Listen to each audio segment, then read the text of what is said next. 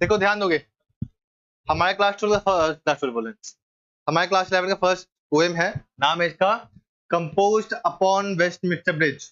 नाम ध्यान से समझोगे, नाम क्या है इनका, कंपोज्ड अपॉन वेस्टमिंस्टर ब्रिज। यहाँ पे तुम्हें दिखाई दे ही रहा होगा, एक ब्रिज का नाम है। नाम क्या है इनका ब्रिज का, वेस्टमिंस्टर ब्रिज। मिस्टर का इस्तेमाल नहीं किया हुआ है, ध्यान दोगे, बार बार रिपीट कर रहे हैं। यहाँ पे इस्तेमाल किसका किया गया है, मिंस्टर। ठीक है, नाम क्या है ब्रिज का, वेस्टमिंस्टर ब्रिज। तो पोएम हमने क्या देखा, composed upon Westminster bridge. That means जो हमारा कविता है, जो हम लोग अभी कविता पढ़ने वाले हैं, ये उसी ब्रिज के ऊपर कंपोज किया गया है। ठीक है, किनके द्वारा किया गया है, तुम्हें दिखाई देगा एक नाम, जिसका नाम क्या है, विलियम वर्ड्सवर्थ। तो ध्यान दो स्पेलिंग पे, इसके वर्ड्स में WORTH लगाया गया है। रिपीट करते हैं, नाम क्या देखो एक बार, विलियम वर्ड्सवर्थ। ठीक है, अच्छा अब सबसे इंपॉर्टेंट बात, तुम्हें यहाँ पे डेट दिखाई दे रहा होगा। डेट क्या दिखाई दे रहा है, देखो तो, September 3, 1802। ये डेट पता किस चीज का है, ये डेट उसके पब्लिश होने का डेट है। पोएम है, थोड़ा ध्यान दोगे नहीं दिक्कत होगा, बार बार रिपीट कर रहे हैं, ये चैप्टर हमारा नहीं है, तो समझोगे ध्यान से। ठीक है, जो हमारा पोएम है ये लिखा गया है एक्चुअली में जुलाई 31 को, सेम ईयर 1802 में। ये डेट किस चीज का है, उस पोएम के कंपोजिशन का है, उसके क्रिएट करने का है। नहीं, ये डेट लिखा गया है इस दिन, किसने लिखा गया है, 31 जुलाई 1802 ईस्वी में। बट पब्लिश कब हुआ है, तो तुमको डेट दिखाई देगा, September 3, 1802 में पब्लिश किया गया। ठीक है, तो पहला पॉइंट हमने क्या देखा कि डेट क्या इसके पब्लिश होने का, जुलाई 31, 1802 में पब्लिश हुआ। ठीक, अब हम समझेंगे आखिरकार कि आखिर ये पोएम वहीं पे क्यों क्रिएट किया गया है, कौन थे हमारे पोएट, किसके साथ जा रहे थे, कहां जा रहे थे, सब कुछ पता करना पड़ेगा, है ना। तो मेन कहानी शुरू इस तरह से हो रही है कि जो हमारा पोएट है विलियम वर्ड्सवर्थ, ये अपनी बहन का नाम समझोगे ध्यान से, इनकी बहन का नाम है डोरोथी। ये कौन है, ये हमारे पोएट की सिस्टर है। क्या सरनेम क्या होगा, सरनेम क्या होगा इनका, वर्ड्सवर्थ, जाहिर सी बात है। तो यहाँ पे हमें दिखाई दे रहा है कि जो विलियम वर्ड्सवर्थ अपनी बहन डोरोथी वर्ड्सवर्थ के साथ कहीं जा रहे थे, जहां कहा था वो भी ध्यान दोगे। तो एक फ्रांस में जगह है जिसको हम लोग बोलते हैं कैले। कैलेस नहीं पढ़ना इसको, हाँ इसको कैले पढ़ते हैं। कैले कहाँ है, तो ये फ्रांस का एक प्लेस है, वहां ये जा रहे होते हैं। ठीक है, तो हमने क्या देखा, पहला पॉइंट, ये कब का ये लिखा गया है, जुलाई 31 को 1802 में लिखा गया था। सेकेंड नंबर पॉइंट, किसके साथ जा रहे थे वो, अपने सिस्टर डोरोथी के साथ जा रहे थे वो। थर्ड नंबर पॉइंट, कहाँ जा रहे थे, तो कैले जो कहाँ पे है, ये फ्रांस नामक जगह पे स्थित है। और सबसे इंपॉर्टेंट बात, ये समय क्या है जाने का, तो समय है उनके लिए अर्ली मॉर्निंग। जब सुबह के सूरज निकलने से कुछ देर पहले जब एक मॉर्निंग होता है ना, तो समय कब है, जब वो कब जा रहे होते हैं, सुबह सुबह अर्ली मॉर्निंग वो अपना ट्रैवल करने के लिए, यात्रा करने के लिए जा रहे होते हैं। तो हमने यहाँ पे 5 चीजों को देखा, 4 चीजों को देखा हमने यहाँ पे, कौन कौन सा। फर्स्ट चीज, किस डेट को लिखा गया था, जुलाई 31 को 1802 में लिखा गया था। सेकेंड नंबर पॉइंट, उनकी बहन का नाम क्या था, डोरोथी वर्ड्सवर्थ। ये कौन थी, उनकी बहन थी और उनके साथ में हमेशा ट्रैवल किया करती थी। थर्ड नंबर पॉइंट, ये कहाँ जा रहे थे, कैले नामक जगह पे, जहाँ कहाँ है, फ्रांस में है। नंबर फोर्थ नंबर पॉइंट, ये टाइम क्या है, अर्ली मॉर्निंग का टाइम। और जब उन्होंने इस पोएम को लिखा तो हमें पढ़ने को कहां से मिल रहा है, ये भी समझोगे ध्यान से, कि जो हमारी डोरोथी है वो हमेशा डायरी लिखा करती थी, है ना। तो इनका एक डायरी है, डायरी का नाम है ग्रास मेयर जर्नल। ये आखिर है क्या, तो ये डोरोथी के द्वारा लिखा गया डायरी, ये एक डायरी है। ठीक है, बात नहीं करोगे वरना भगा देंगे हम। ये बार बार रिपीट करे, पोएम है, ध्यान से समझना पड़ेगा तुम लोग को। ये किसका डायरी है? ये डोरोथी का लिखा गया डायरी है। ठीक है, तो हमने पे 5 पॉइंट को देखा। यहाँ पे वापस ही बात का जल्दी रिपीट करते हैं। डेट क्या है लिखने का? 31 जुलाई 1802 में। सेकंड पॉइंट कौन थी साथ में? डोरोथी वर्ड्सवर्थ कौन है? सिस्टर है। नंबर 3 कहाँ जा रहे थे? कैले नामक जगह पे जो फ्रांस में स्थित है। नंबर 4 टाइम क्या है? अर्ली मॉर्निंग का है।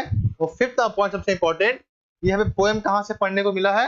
तो डोरोथी के द्वारा लिखा गया डायरी है, उसी डायरी में ये पोएम को लिखा गया। डायरी का नाम क्या है? ग्रासमेयर जर्नल। क्या यहाँ तक कोई दिक्कत? पहले इसको नोट करो, फिर आगे हम लोग पोएम पढ़ेंगे। अब यहाँ पे एक बात और इंपॉर्टेंट है, वो कौन सा समझोगे? जो हमारे कवि थे ना विलियम वर्ड्सवर्थ, ये कवि थे, ये नंबर 6 मान के चलोगे कि ये कवि थे। पता है कौन सा कवि थे? एक रोमांटिक पोएट थे। रोमांटिक मतलब जो तुम लोग समझ रहे हो वो वाला रोमांटिक नहीं है। रोमांटिक का मतलब क्या होता है? Lover of nature. सिंपल समझोगे, रोमांटिक का मतलब क्या होता है? Lover of nature. हिंदी में क्या बोलते हैं? प्रकृति के प्रेमी थे वो। ठीक है, अभी लोग अलग तरह के प्रेमी हो चुके हैं, बट वो क्या थे? प्रकृति के प्रेमी थे, है ना। तो समझोगे ध्यान से, जैसे हम लोग को पता होना चाहिए, तो क्लास 11 में हो, तुम्हारे हिंदी साहित्य को भी अलग अलग भागों में बांटा हुआ है ना। जो हिंदी साहित्य उसको बांटा कैसे गया है? छायावाद है, प्रगतिवाद है, प्रयोगवाद है, ठीक है, आधुनिक काल भी है उसी में। तो हम लोग क्या करते हैं, अलग अलग कवियों के द्वारा अलग अलग कालों को बांटा गया। मतलब सपोज ये एक पर्टिकुलर कवि है, तो इस काल के कवि है। मतलब काल का मतलब कैसे डिवाइड किया गया है? उसके टॉपिक के बारे में। जैसे जो भी पोएट या जो भी लेखक हमारे आजादी के पहले लिखे होंगे, उन्हें मेन क्या चीज मिलेगा पता है? देश प्रेम, साहस, ठीक है, हमारे देश के लिए जो प्रेम होता है वो ज्यादा तुमको देखने को मिलेगा, है कि नहीं। बट उसके बाद जो कवि, उसके जो पहले एक और कवि थे, उसको भक्ति काल बोला जाता है। तुमने पढ़ा होगा कबीरदास, सूरदास, रहीम। उनकी कविताओं में एक अलग भक्ति है ना। तुलसीदास है तो कृष्ण प्रेम है, राम भक्ति है। तो क्या होता है, अलग अलग कालों को अलग अलग वर्गों में बांट सकते हैं, ठीक है। वैसे ही जो ये हमारे कवि है, वैसे क्या होता है पता है? Literature of English, sorry, history of English literature को भी हम लोग अलग अलग भागों में बांट सकते हैं, ठीक है। हिंदी में एक बोला जाए तो अंग्रेजी का भी एक साहित्य होता है, उसका भी एक अलग इतिहास होता है। उसी इतिहास को हम लोग क्या कर सकते हैं? अलग अलग भागों में बांट सकते हैं। उसी का एज है, एज का नाम क्या है? Romantic as. एक बात और समझोगे, इसके पहले जितने भी कवि आए हैं ना, वो एक तरह से बोल सकते हो,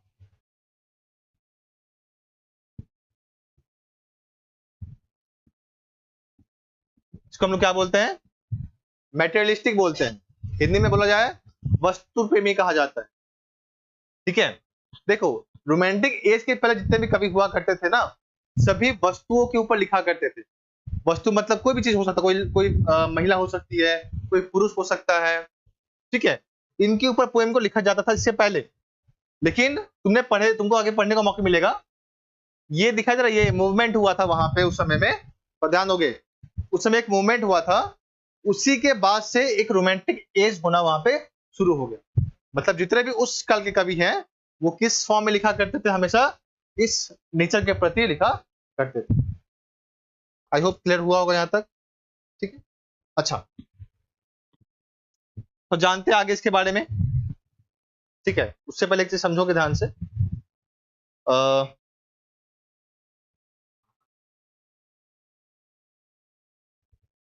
पहले बताओ, यहाँ तो कोई दिक्कत है? आगे बढ़े। अच्छा, एक बात और, यहाँ पे एक बार इस पोएम को काउंट करोगे, देखो कितने लाइन का ये पोएम है, काउंट करो तो देखो कितने लाइन है इसमें पोएम में। कितने हैं? 14 लाइन्स है ना। तो समझोगे ध्यान से इस बात पे कि जो भी कविता, जो भी पोएम 14 लाइन्स की होती है, उसे हम लोग कहते हैं सोनेट। तो व्हाट इज सोनेट? सोनेट क्या होता है? तो ये ऐसा पोएम है, अ पोएम ऑफ 14 लाइन्स, ऐसी कविता जिसमें क्या हो 14 लाइन्स हो उसको बोलते हैं सोनेट होता है। तुमसे पूछेगा एग्जाम में कि जो हम लोग पोएम पढ़े हुए ये किस प्रकार का पोएम है, तो ये सोनेट। सोनेट क्या होता है? ऐसी कविता जिसमें क्या हो तुम्हें 14 लाइन्स दिखाई दे। अब ये तो तुम्हारे मन में क्वेश्चन आ रहा होगा कि इससे कम लाइन भी तो हो सकता है, उसका कोई और फॉर्म होगा, क्या दिक्कत है? लेकिन मेन बात यहाँ पे क्या है कि जो भी कविता 14 लाइन्स की होती है उसमें हम लोग क्या नाम दिए, हमारा सोनेट बोलते हैं। ये कहां से आया वर्ड पता है? एक वर्ड है सोनाटा, वॉच नहीं, घड़ी के बारे में बात नहीं कहा गया यहाँ पे। सोनाटा क्या होता है? एक म्यूजिकल इंस्ट्रूमेंट है, एक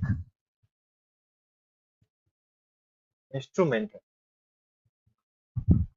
एक क्या बोलते हैं उसको, एक वाद्य यंत्र है, ठीक है, जिससे हम लोग म्यूजिक को उत्पन्न करते हैं, क्रिएट करते हैं। तो उसी सोनाटा से क्या आया हुआ है, सोनेट आया हुआ है। दैट मीन्स जो हमारा पोएम होगा वो भी कैसा पोएम होना चाहिए, एक म्यूजिकल पोएम होना चाहिए। मतलब ऐसा पोएम जिसको तुम गा सको म्यूजिक के साथ। कुछ कविताएं होती है जैसे तुम लोग देखोगे कबीर के दोहे, बहुत से गीत बने हुए, गाने बने हुए उसके ऊपर, तो आदमी गा सकता है ना। वैसे ही ये जो हमारा सोनेट है ये कैसा पोएम होता है, हमेशा म्यूजिकल पोएम होता है। क्लियर है? आगे बढ़े। अब यहाँ पे समझोगे ध्यान से, हमारे सोनेट को दो भागों में हम लोग बांट सकते हैं। मतलब दो तरह के सोनेट होते हैं। कौन कौन सा? तो पहला हिस्सा का नाम क्या है, इसका मैंने नाम दिया पेट्रार्कन सोनेट। नाम क्या पड़ेगा, थोड़ा रिपीट करेंगे हम साथ में। इनका नाम है पेट्रार्कन सोनेट, ठीक है। ये उनका पहला डिवीजन है। एक और क्या होता है, सेकंड वाले का नाम है शेक्सपियरियन सोनेट।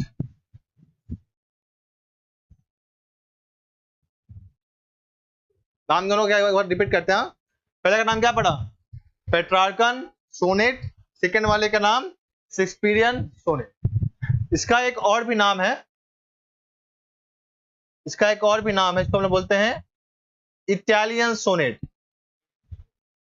इजी तो है बट हमें दोनों याद रखना पड़ेगा, क्योंकि एग्जाम में अगर मान लो ये दिया तो क्या करोगे, फिर तो चले जाओगे बिना कुछ टिक मारे हुए। तो हमें दोनों को नाम याद रखना पड़ेगा। हाँ बिल्कुल, तुमसे पूछे किस प्रकार का सोनेट, तो तुमको मारना पड़ेगा, टिक करना वहां पे ना, ये तरह का सोनेट है।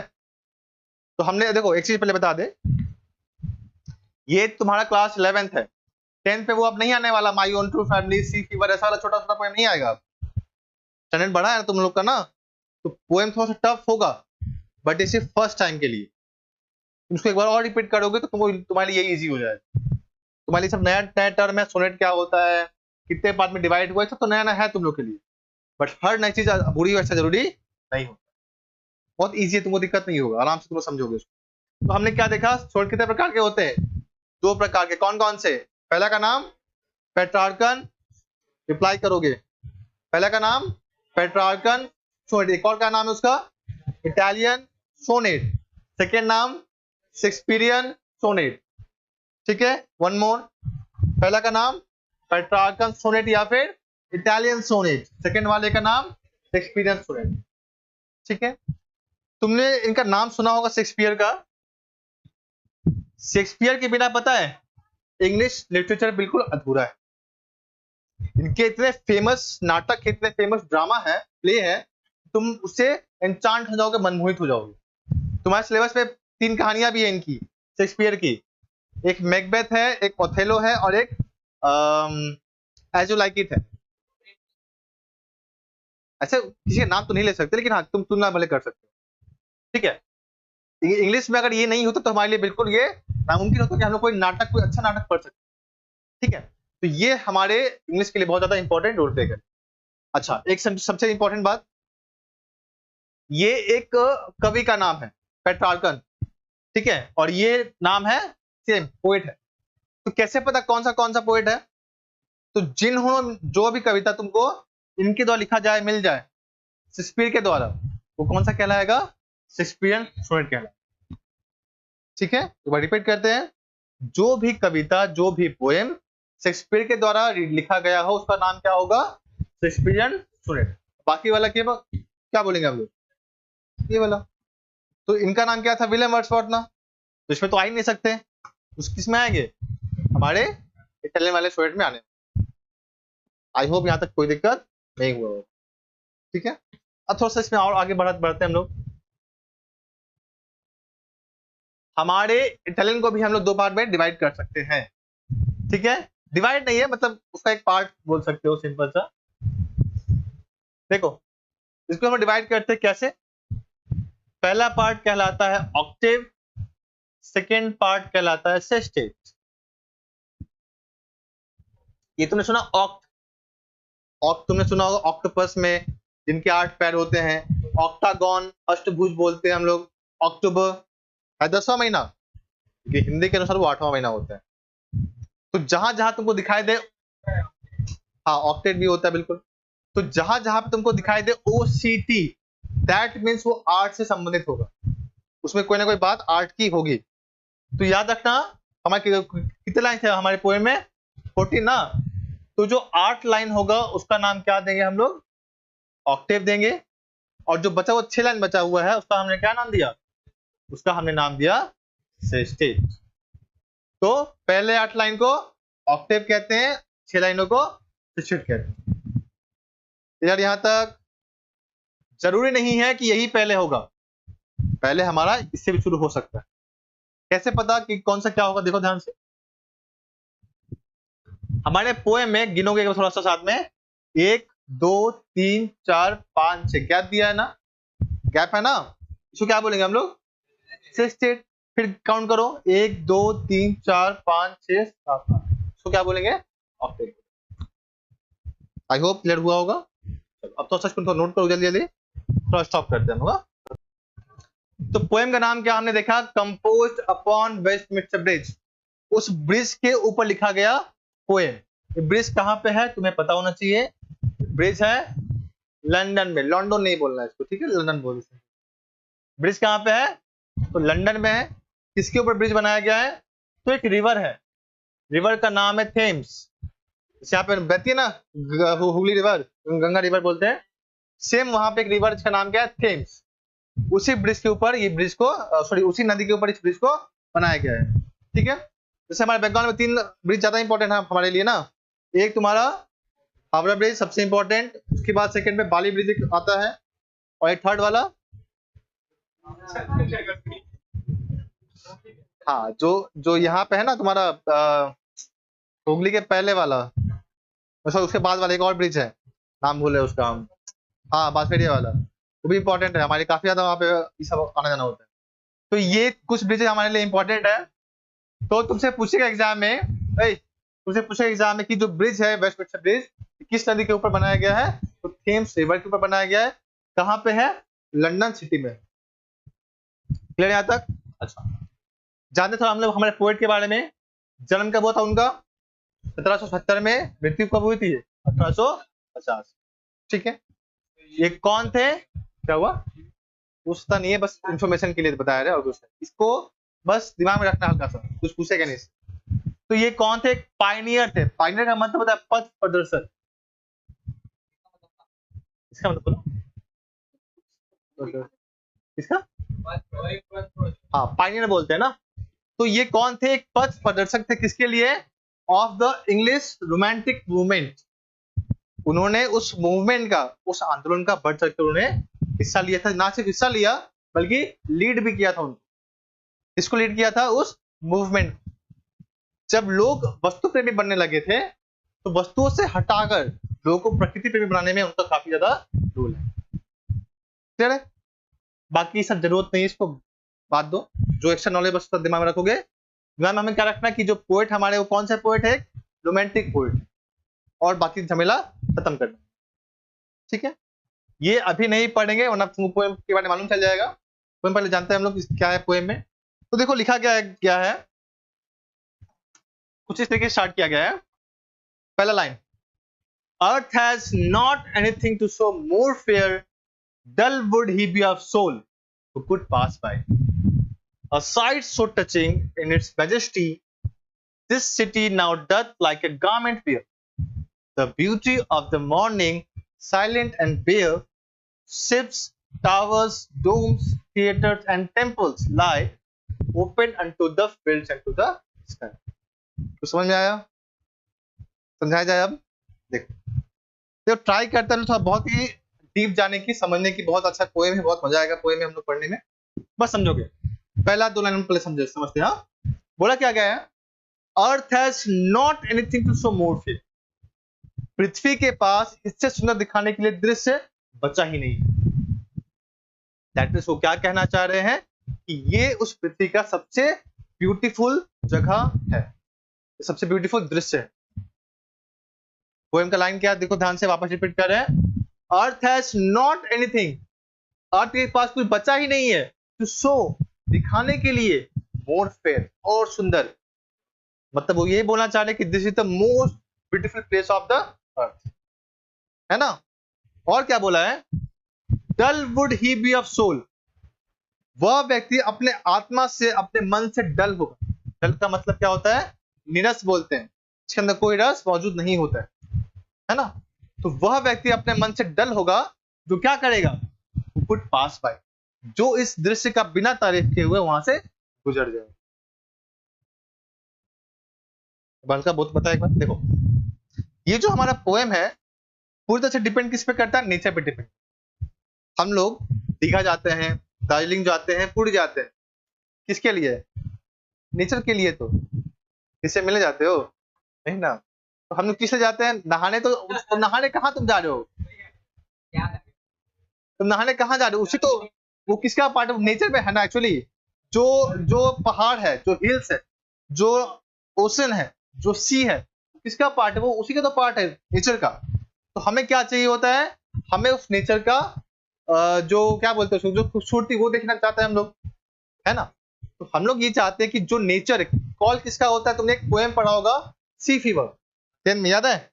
सी फीवर में एक लाइन था कि उसको वो सी बुला रही है वोयाज करने के लिए, यात्रा करने के लिए, है ना। वैसे ही हम लोग क्यों जाते हैं उस नेचर के लिए? कि हमें वहां पे तो शांति चाहिए होता है ना। तुम सपोज एक छोटा एग्जांपल दे रहे हैं, एक ऐसा दृश्य, तुम लोग गांव तो होगा, आई थिंक गांव गए हो। मान लो गांव गए हो, ठीक है, बारिश अभी भी छूटी है, तुम बाहर निकले हो, सामने एक लहराता हुआ खेत है, ठीक है, सनसेट का समय हो रहा है, हल्का सुबह सूरज डूब रहा है, और उसी सूरज के पास में एक रेनबो दिखाई दे रहा है। उसी सूरज अभी था तो समझ रखो, हाँ ठीक है, उसी के पास से क्या दिखा था? रेनबो दिखाई दे रहा है। तुम एक बार इमेजिन करके देख सकते हो कि वो जो दृश्य है, वो जो साइट है, कितना सुंदर हो सकता है ना। एकदम वो ऐसा कोई हो ही नहीं सकता जो उसका तारीफ ना करके जाए। तो यहाँ लास्ट में क्या बोला है? Dull would he be of soul, वह व्यक्ति अपने मन से निरस होगा जो उस चीज का बिना तारीफ किए हुए निकल जाए। छोटा सा एग्जांपल लेते हैं।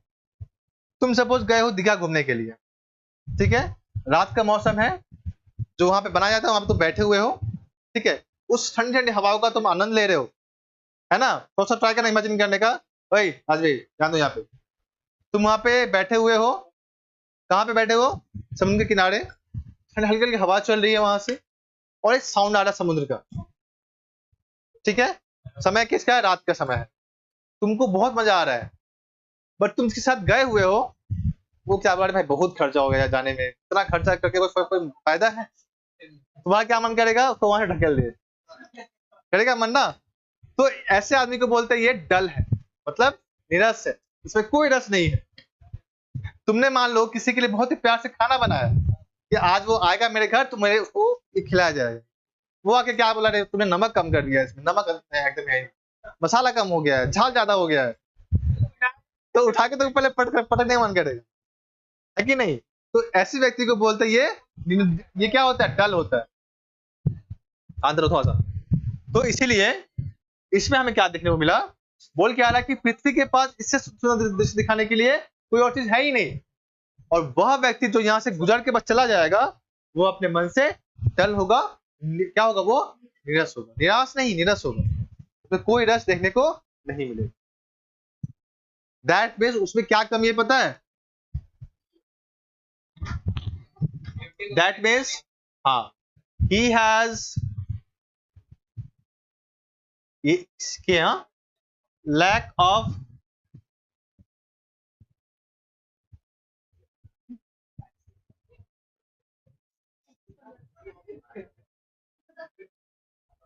तुमने एक वर्ड सुना होगा एस्थेटिक, अभी इंस्टाग्राम वगैरह पे ट्रेंडिंग चलता है, एस्थेटिक है। ब्यूटीफुल नहीं बोलेंगे, क्या बोलेंगे? एस्थेटिक है। मतलब क्या होता है? सुंदर है, ब्यूटीफुल है ना? दैट मीन्स उस व्यक्ति में किसका कमी है? ही हैज लैक ऑफ, उसके अंदर कमी है किस चीज का? जो सौंदर्य का जो सेंसिटिविटी क्या बोलते हैं हिंदी में? भावना। जो उसके अंदर जो सेंस है, सेंस किसका होना चाहिए? ब्यूटी का, उसके अंदर वो कमी है। अच्छा, ब्यूटी वैसे इंसान में दो तरह से होती है, एक इनर ब्यूटी, एक आउटर ब्यूटी होती है ना। कुछ ऐसे भी लोग होते हैं, मान लो इनर ब्यूटी बहुत अच्छा है, मतलब अंदर से बहुत खूबसूरत, बहुत ही प्योर है, सामने से मान लो वैसे दिख नहीं रहा है, मान लो, है कि नहीं? ऐसे भी लोग होते हैं कि सामने से पूरा एकदम लाइट जला के रखा अपने चेहरे से, है ना, लेकिन अंदर से बिल्कुल काला है।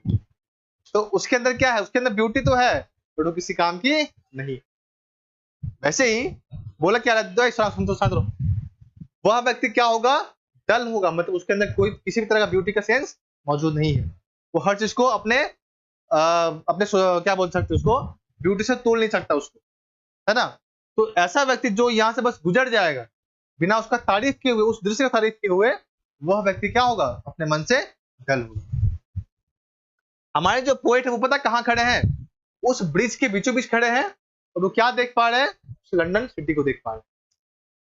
तो वो ये बता रहे हैं, क्या ऊंचा है?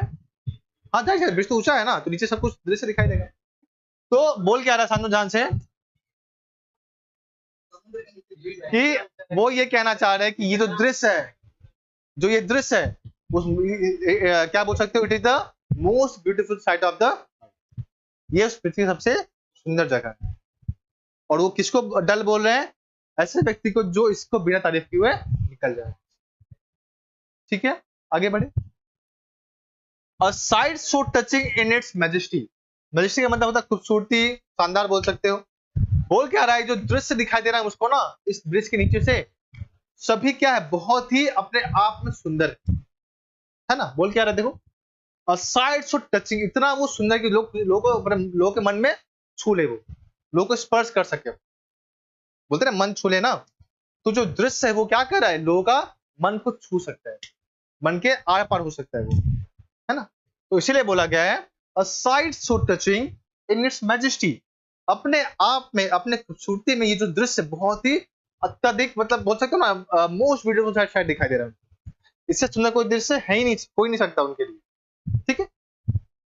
द सिटी नाउ डथ, उसका मतलब मैंने क्या लिखवाया था? डथ। सिटी क्या किया हुआ है? लाइक अ गारमेंट वियर, ऐसा प्रतीत हो रहा है जैसे वो एक गारमेंट, मतलब एक वस्त्र पहना हुआ है। इसका वस्त्र पता है? गारमेंट ऑफ ब्यूटी, सुंदरता का उसने वस्त्र पहना हुआ है। अब सपोज आज रौनक है, ठीक है, मान लो लास्ट डे या एक दिन शायद उसके पहले पंजाबी पहन के आया हुआ था, आया था ना पंजाबी पहन के, तो उस टाइम ज्यादा हैंडसम लग रहा था। आज शर्ट वर्ट पहन के आया, आज हैंडसम आज भी है, तो उससे कम है। अब मान लो यही जाएगा अपने घर पे टन्नू अंजियर हाफ पैंट पहन के जाएगा, तो अच्छा लगेगा? बिल्कुल नहीं।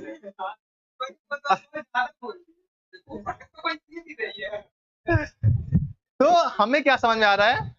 जो लोगों का जो ब्यूटी है वो किस पे डिपेंड कर रहा है? उसके क्लोथ्स पे डिपेंड कर। क्लोथ्स किसी के सुंदरता को कम या ज्यादा कर सकते हैं। अब जैसे आज मैं ऐसे पढ़ा रहा हूँ, मान लो अगला दिन मैंने मन करेगा लुंगी पहन के पढ़ाने का, अच्छा लगेगा?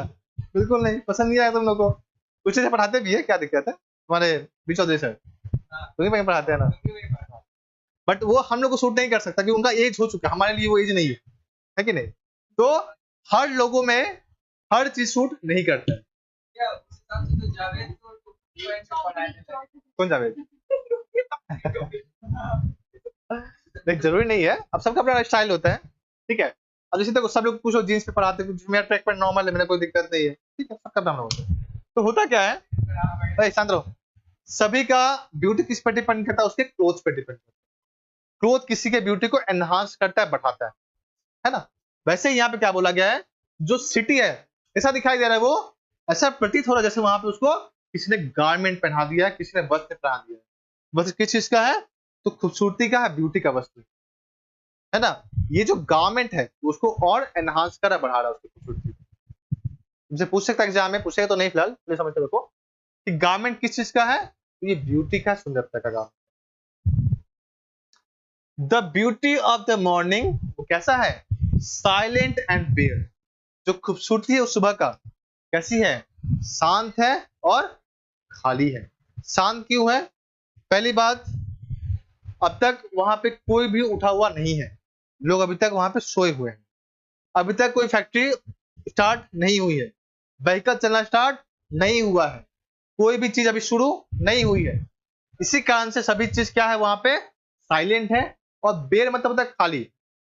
अब चूंकि कोई स्टार्ट हुआ नहीं है तो पोल्यूशन तो होगा नहीं। पोल्यूशन कैसे होता है? मान लो कोई कारखाना स्टार्ट हो गया, धुआं जो निकला उससे पोल्यूशन होगा, है कि नहीं? तो चूंकि वहां पे कुछ स्टार्ट हुआ नहीं है तो पोल्यूशन भी वहां पे न के बराबर है। और विदाउट पॉल्यूशन, विदाउट प्रदूषण, वो एयर कैसा है? बिल्कुल खाली है, बेयर। ठीक है, तुमसे वापस पूछ रहे हैं साइलेंट क्यों था? कि वहां पे कोई भी अभी तक जगा हुआ नहीं। और बेयर क्यों है, खाली क्यों है? क्योंकि कुछ स्टार्ट नहीं हुआ है, इस कारण से पॉल्यूशन भी वहां पे मौजूद नहीं है और सब कुछ इस तरह से, इस कारण से खाली। क्लियर यहां तक?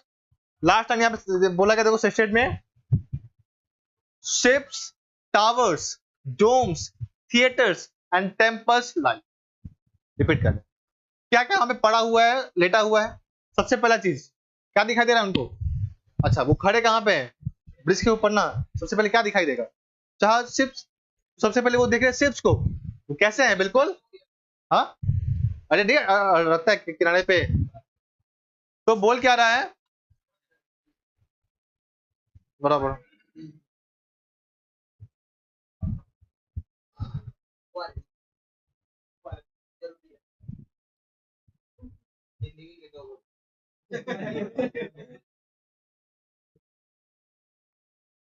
तो बोल क्या रहा है? शिप्स मतलब जहाज, टावर्स, वहां पे एक टावर है, तुम लोग साथ देखोगे मूवी वगैरह में, एक क्लॉक टावर है, हमारे वेस्ट बंगाल में भी है ना। ये आई थिंक पड़ेगा तुमको, जो बड़ा बाजार है वहां के आसपास में पड़ेगा। एक टावर है जहाँ पे एक घड़ी है। हाँ हाँ बिल्कुल। तो उनको क्या दिखाई दे रहा है? देखो भाई, अच्छा पहले के टाइम, क्योंकि बहुत पुराना पोएम है ना, इतना बड़ा बड़ा बिल्डिंग नहीं हुआ करता था। तो बिल्डिंग क्या होगा, नॉर्मली एक तल्ला का घर होता है ना, वहां पे वो तुम्हें दिखाई दे। तो जब वो वहां पे खड़े हैं, वो क्या दिखाई दे पा रहा है? सबसे पहले सिर्फ दिखाई दे रहा है ना। फिर आगे टावर दिखाई देगा, उसके बाद डोम्स का मतलब क्या समझोगे ध्यान से? बट गुम्बद कहाँ का? नहीं, यहाँ पे डोम्स का मतलब समझोगे, वहां पे एक चर्च है, नाम क्या है उनका? एस्टी सेंट बोलते हैं, सेंट कैथेड्रल चर्च। ये उस सिटी का, उस लंदन शहर का सबसे फेमस चर्च है, सेंट कैथेड्रल चर्च नाम है उसका। अच्छा, हमारे यहाँ पे कुछ फेमस जगह है हमारे वेस्ट बंगाल में, विक्टोरिया मेमोरियल है, और क्या क्या है? साइंस सिटी है। वैसे ही हावड़ा ब्रिज सबसे इंपॉर्टेंट है, सबसे इंपॉर्टेंट हावड़ा ब्रिज है। वैसे ही वहां पे एक चर्च है, नाम क्या है चर्च का? सेंट कैथेड्रल चर्च, है ना। उसके ऊपर एक ऐसा कुछ बनाया हुआ है, मान लो, वो बोल क्या रहा है यहाँ पे? उसको वो दिखाई दे पा रहा है। थिएटर्स मतलब क्या होता है? नाट्यशाला, जहाँ पे लोग नाटक करते हैं, डांस वांस करते हैं, उसको बोलते हैं। तो उसको वो भी सोया हुआ है। एंड टेम्पल्स लाइट, जो वहां पे टेम्पल, जो गिरजाघर है, जो चर्च है, वो भी कैसे है वहां पे? मंदिर यहाँ पे थोड़ी होते हैं, चर्च को ही बोला गया है, ठीक है। जो चर्च है वहां पे ना, वो भी कैसे हैं? पड़े हुए, लेटे हुए। अब एक क्वेश्चन था, जवाब दोगे? जितने यहाँ पे वस्तु का नाम लिखा गया है, क्या कोई भी लिविंग बीइंग है, सजीव वस्तु है कोई भी? सभी तो निर्जीव है, तो सोए कैसे रहेंगे? तो ये समझोगे, हम लोग एक हिंदी में पढ़ते हैं, अलंकार पढ़ते हैं, तो यहाँ पे समझोगे एक उपमा अलंकार होता है। उपमा अलंकार का हम इंग्लिश में नाम भूल गए हैं, क्या समझोगे? उपमा का मतलब वो खाने वाला उपमा नहीं, उपमा मतलब तुम किसे कंपेयर कर रहे हो उसको, ठीक है। एक छोटा एग्जांपल दे रहे हैं, तुम्हें मान लो बोला कि किसी ने तुम्हें फोन किया, ध्यान दो, किसी तुम्हें फोन किया, तुमने उसका फोन उठा नहीं पाया, तुम क्या बोलोगे, भाई तेरा फोन मैं उठा नहीं पाया, तो उसका फोन नहीं उठा पाए हो, तो उसका कॉल नहीं उठा पाए हो। चलिए समझो ध्यान से क्या बोलना चाह रहे हैं। फोन तो उसके घर पे मौजूद है ना, तो उसका फोन उठाओगे, उसका उठाओगे, अपना उसका कॉल ना उठाओगे। तो ये लोग बोलने के लिए बोल तो देते हैं कि हाँ भाई फोन नहीं उठा पाया तेरा, बट एक्चुअली तुम उसका कॉल नहीं उठा पाए। छोटा एग्जाम्पल और लेते हैं, तुम लोग बोलोगे अभी कि अरे पंखा से तो आग बरस रहा है, आग सच में बरस रहा है नहीं, लेकिन जो गर्मी है, जितना जितना स्कॉर्चिंग है, वो उतना कंपेयर हम लोग कर रहे हैं। तो वैसे ही यहाँ पे पड़ा हुआ कौन है, कभी सिर्फ कोई पढ़ सकता है, लेट सकता है नहीं, उसके अंदर जो लोग है ना, चाहे वो जहाज में जो लोग सोए हुए रहते हैं, टावर से जो चर्च में जो लोग सोए रहते हैं, जो लोग पड़े रहते हैं, ये उसको कहा गया है कि वो लोग, उसके अंदर जो इंसान है, जो उसके जो ह्यूमन बींग्स है, वो वहां पे सोए हुए। जितना यहाँ पे बातचीत चला ना, तो पोएम में गड़बड़ की तो पहले पिटेंगे, बार बार बोले ये पोएम है, इसमें बात की तो दिमाग वहीं चला जाएगा फिर। ठीक है, तो यहाँ पे क्या हुआ कि जो लोग है उसके अंदर, इन चीजों के अंदर, यहाँ पे ये लोग सोए हुए हैं। क्लियर है? लास्ट एक थोड़ा सा समझो line, open unto the fields and to the sky. जिन चीजों का उन्होंने नाम लिया, नाम क्या क्या लिया था, एक बार रिपीट करते हैं। नाम क्या था?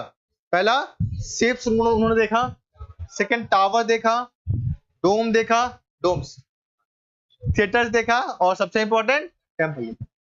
ये जो चारों पांचों जो चीज दिखाई दिया उनको, ये कैसे हैं? ये ओपन है, खुले हैं, मतलब इसमें किसी का बंदिश नहीं है, कोई इसको कब्जे करने रखा हुआ, ये बिल्कुल फ्री दिखाई दे रहे हैं मुझको। ओपन का मतलब यहाँ पे होगा खुला, फ्री बोल सकते हो। तो ये खुले कैसे हैं?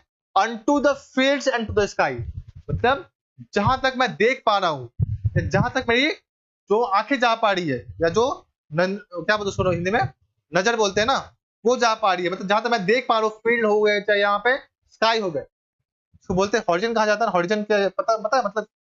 क्षितिज बोलते हैं। क्षितिज क्या होता है? जहां पे धरती और आकाश मिलता हुआ दिखाई दे, प्रतीत हो, है ना?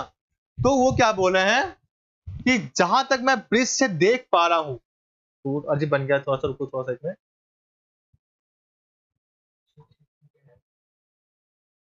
ठीक है। वो ये कहना चाह रहे हैं कि जहां तक मैं देख पा रहा हूं, चाहे वो ये सब बोलो छोटा सा फील्ड है ना, और यहां से मान लो ये देख पा रहे पूरा, ठीक है। अब हुआ क्या, जहां तक वो देख पा रहे फील्ड में, और जहां तक स्काई फैला हुआ है, यहां देखो समझोगे, बोला अनटू द फील्ड्स, जहां तक खेत फैले हुए हैं, और टू द स्काई, जहां तक मैं आकाश को देख पा रहा हूं, unto the field to the sky, unto the field to the sky, जहां तक मैं देख पा रहा हूं, मैं वहां तक क्या देख पा रहा हूं, सभी चीज क्या है? ओपन है, खुले हैं, सभी चीज बिल्कुल मुक्त रूप से पड़ा हुआ। क्लियर है? 2 मिनट टाइम दे रहे हैं, एक बार देखो, ये जो 6 महीने 7 दिन पढ़ाया ना अभी तुमको, एक बार देखो कि क्या कोई दिक्कत हो रहा है इसमें, खुला जो तुमको दिक्कत करे।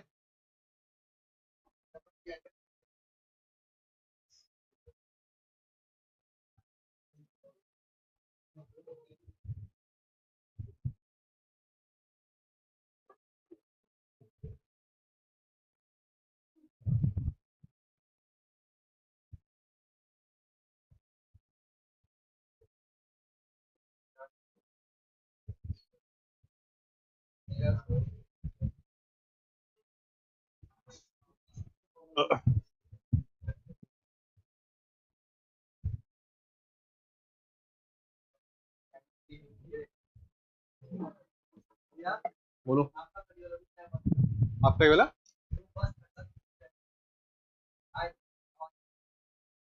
ओ हाँ, एक्चुअली ये जो डोर दिखाई दे रहा है, ये किसी महान स्टूडेंट के द्वारा क्या हुआ था, तुमने पता होगा, नोटिस तुमने किया होगा, वहां पे एक स्टॉपर लगा रहता था पहले, ठीक है, तो दरवाजे के कोना में। इतना लोग महान है, देखेंगे नहीं कि स्टॉपर लगा हुआ है, आगे पहले बंद कर देंगे, बंद करेंगे तो तू दिक्कत करेगा उससे। तो जो डोर था ना, वो सब फट गया था साइड से, उसको पलटा के इसको ठीक किया गया है, इसीलिए थोड़ा सा ऐसा दिखाई दे रहा है, ठीक है।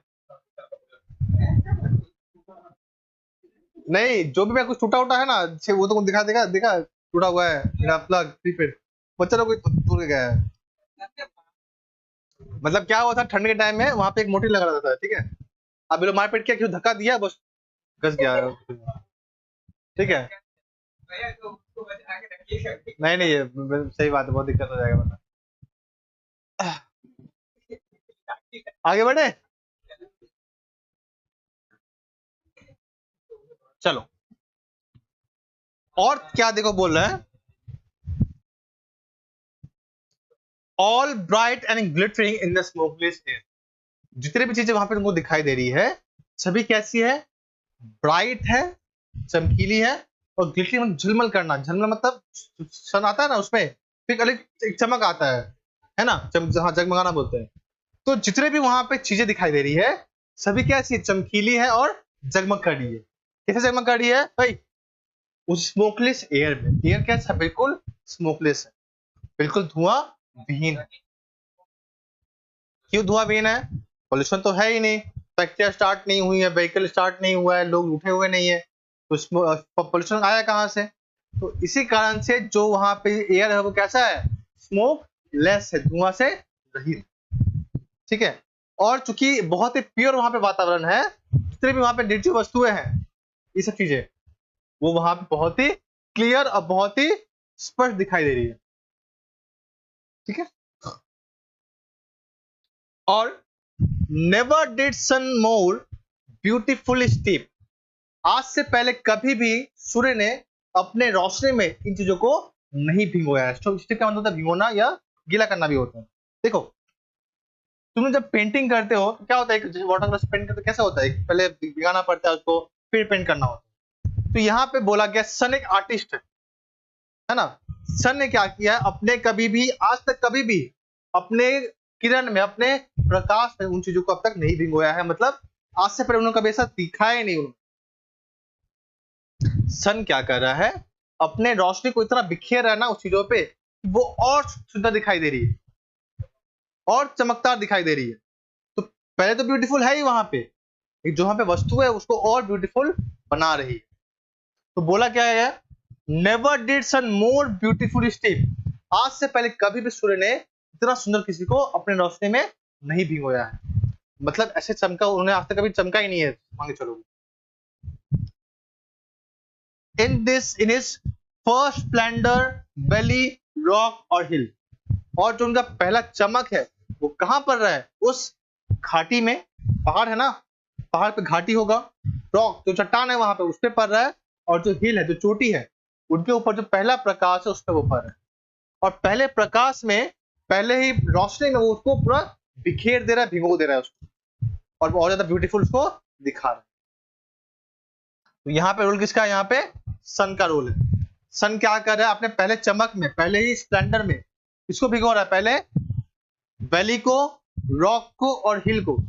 और वो क्या बोला कि आज से पहले सन ने, सूरज ने इससे पहले कभी इतना ज्यादा तेज या इतना ज्यादा भिगोया नहीं किसी को, अपने लाइट से इतना ज्यादा किसी को मैंने क्या बोलते हैं उसको, ब्राइटन नहीं किया किसी को। Never saw I never felt, आज से पहले मैंने कभी ऐसा फील नहीं किया, कभी ना मैंने ऐसा देखा। क्या देखा, अ काम सो डीप, इतना गहरा शांति मैंने कभी नहीं देखा। जो लोग सुबह उठते हैं ना 5 बजे 6 बजे सुबह में, मार्ट में जाने के लिए, कहीं भी जाने के लिए, दिख रहा है वहां पे जो है ना एनवायरमेंट था, दिखना बहुत ही आकर्षक होता है, बहुत ही शांति होती है वहां, है ना। तो लोग शांति लेने के लिए भी, शांति को लेने के लिए नहीं है, शांति लेने के लिए भी सुबह सुबह उठते थोड़ा सा, है ना। तो इसीलिए जब वातावरण सुबह का होता है तो लोग ऑटोमेटिकली बहुत ही काम, बहुत ही शांति महसूस करते हैं, है ना। तो बोला है नेवर साई नेवर फेल्ट, आज से पहले ना मैंने कभी देखा, ना मैंने कभी फील किया, क्या इतना गहरा, सभी तो सोए हैं, है ना, इतना गहरा शांति मैंने कभी फील नहीं कर पाया। द रिवर, जो नदी है ना, glided at his own sweet will, जो नदी है वो अपने ही मग्न में, अपने ही मन से वो हल्की हल्की बहती चली जा रही है। देखिए यहाँ पे इंपॉर्टेंट वर्ड तुमको दिखाई देगा,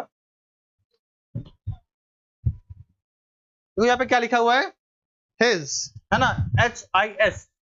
इसका इस्तेमाल कहां पे करते हैं पता है, इसे मेल को बताने के लिए।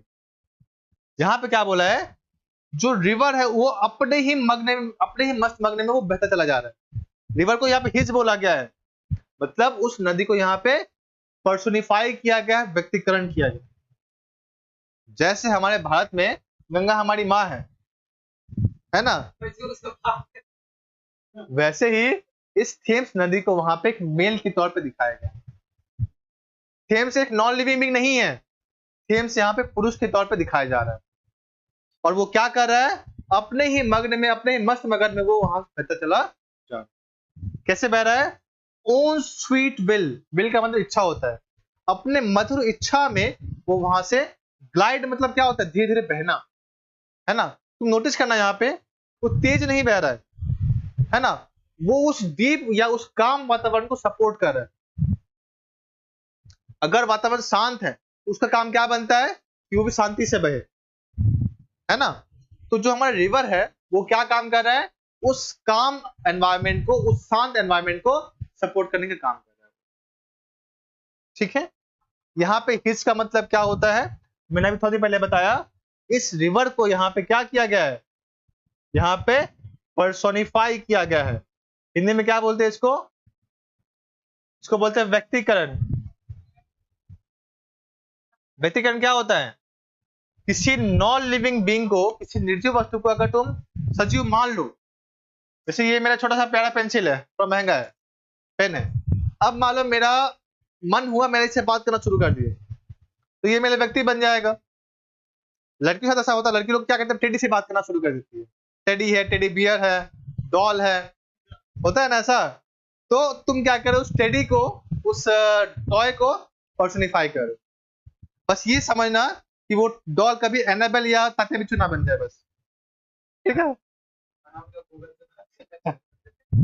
हाँ, तुम लोग के लिए गूगल है, ठीक है। तो पर्सोनिफिकेशन क्या होता है, वह चीज जिसमें हम लोग क्या होता है, किसी निर्जीव वस्तु को किसी पुरुष के तौर पे या किसी लिविंग बीइंग के तौर पे हम लोग उसको एड्रेस करते हैं। तो यहाँ पे किसको एड्रेस किया गया है, हिज के तौर पे उस रिवर थेम्स को एड्रेस किया गया है, उसको व्यक्ति के रूप में बताया गया। ठीक है, लास्ट 2 लाइन समझोगे। बोला डियर गॉड, हे भगवान, the very houses seem asleep, जो वही घर है, जो हमें जो घर दिखाई दे रहे हैं, वो कैसे दिखाई दे रहे हैं, सीम अस्लीप, सभी लोग सोए हुए दिखाई दे रहे हैं। घर सो सकता है, घर के अंदर जो लोग हैं वो सोए हुए हो, नहीं बोला कि आग बरसा, जो मैंने एग्जांपल दिया, सेम यहाँ पे घर नहीं सोए हैं, घर के अंदर जो लोग हैं वो सोए हुए। और वो क्या बोल रहे हैं, and all that mighty heart, यहाँ पे माइटी हार्ट का मतलब होता है तो सर्वशक्तिमान जो हृदय है, मतलब जो लोग हैं, जो पीपल है, इज लाइंग स्टिल, वो शांत अवस्था में पड़े हुए। वो पछतावा करे कि हे भगवान, तो जाकर उनको उठाओ, काश उनको उठा के यहाँ पे लेकर आओ कि इस दृश्य को देख पाए वो, है ना। अगर हमें कोई अच्छा दृश्य देखने को मिले तो हम लोग क्या करें, किसी को बुला के लाते हैं ना, देख भाई इतना मस्त दृश्य है। तो वहां पे क्या हुआ कि वो भगवान को ये मैंने पछतावा कर रहे हैं कि अरे हे भगवान, काश के उनको उठाओ, इस लोगों को, और उनको ये दिखाने का उनको ये दिखाने की तुम ट्राई कर सकते हो। तो इसमें हमें ये दिखने को मिला कि वो रिग्रेट कर रहे हैं, अपने आप में पछतावा कर रहे हैं कि ये जो इतना सुंदर दृश्य जो मैं देख पा रहा हूँ, ये लंदन सिटी कोई और देख ही नहीं पा, है ना। तो लास्ट में हमें क्या देखने को मिला, एक बात और यहाँ पे समझोगे, जो फर्स्ट लाइन हमें देखने को मिला है और जो लास्ट लाइन देखने को मिला है, तुम खुद ही देख पाओगे, यहाँ पे अति की गई है। अति का मतलब तुम्हें पता है, इस चीज को अति से ज्यादा दिखाना।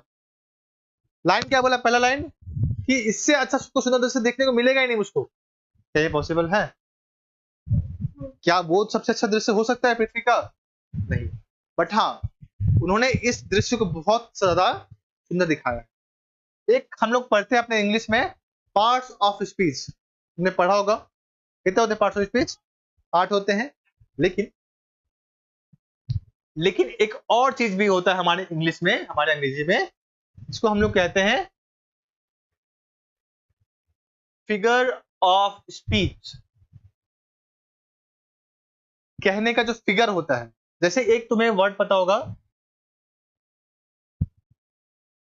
इसको बोलते हैं हाइपरबोल या हाइपरबोलेबोल,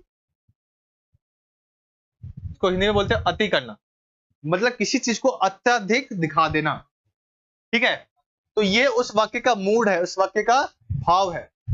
जो फर्स्ट लाइन और जो लास्ट लाइन है ना, दोनों में क्या बोला गया है कि जो दृश्य है वो अत्यधिक खूबसूरत दिखाई दे रहा है, उतना है नहीं, बट उन्होंने क्या किया है, इन चीजों के माध्यम से, एक फिगर है, एक तरीका है कहने का